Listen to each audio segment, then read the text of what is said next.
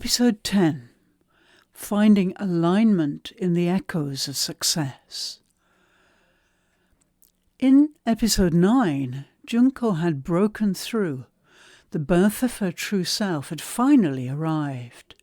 But transformation doesn't end at birth.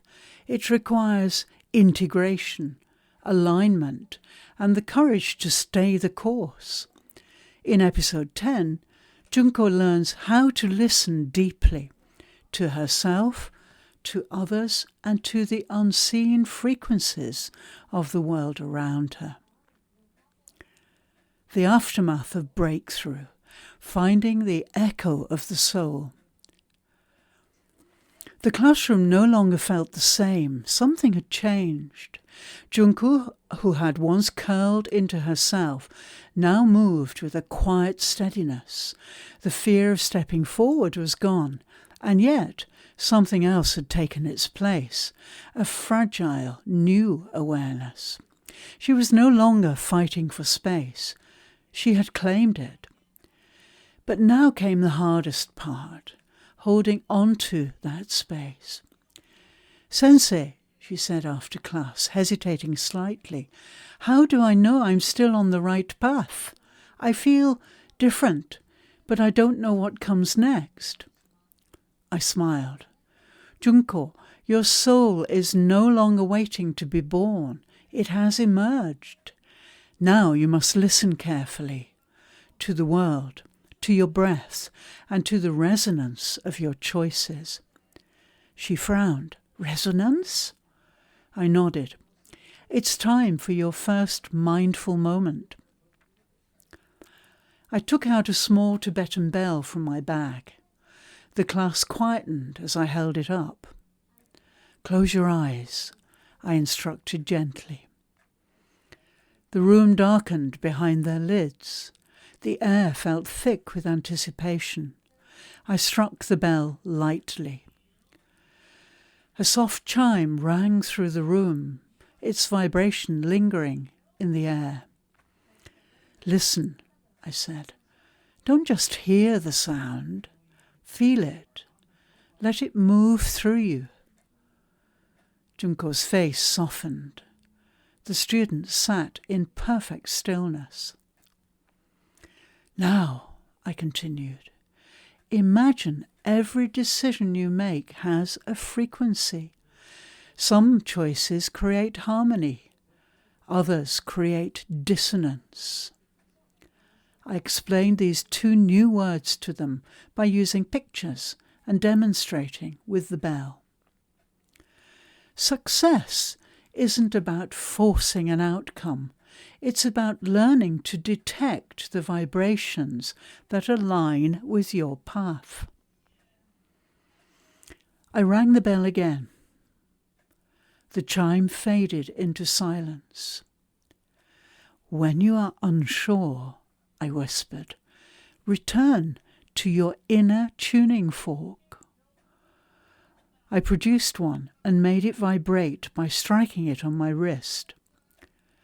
The students were entranced, not believing that such a basic tool could make such an incredible, unearthly sound, which excited them. Feel for resonance. If something vibrates deeply inside you, it is meant for you. If it feels forced, let it go. Junko's eyes opened, glowing with realization. "So I don't have to know everything. I just have to feel what's right." I nodded.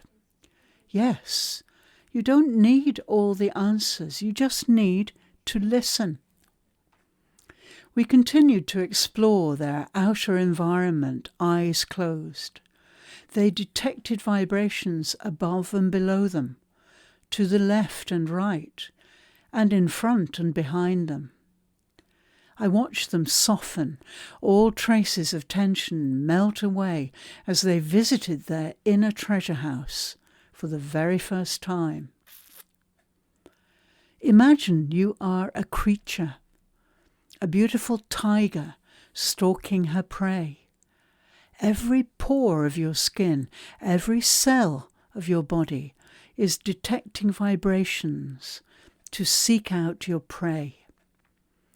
Your body is long and hands and feet soft and strong. Nothing else matters. It was amazing to watch them transform from silly students into beautiful, noble young adults. Their serenity was striking, especially Junko's. When the time was up, just before the end of the class, a buzzer rang, and they came back into the clinical classroom reluctantly. Allow your eyelids to float up. You don't need to do anything, just allow. And then gaze into the room and feel the softness of your eyes and the clarity. They had just learnt this wonderful noun that came from clear, clarity, and loved it. The pronunciation was difficult because of their confusion between R and L, but we had practiced and would practice again. They left so happily to go to their next class, giggling and chattering joyfully. The Millionaire Midwife connection, success as a frequency. Junko was learning that success isn't about effort alone. It's about attunement. The most successful people don't chase. They attract by vibrating at the right frequency. As her mentor, my role was no longer to pull her forward. It was to teach her how to listen to the energy around her and move accordingly.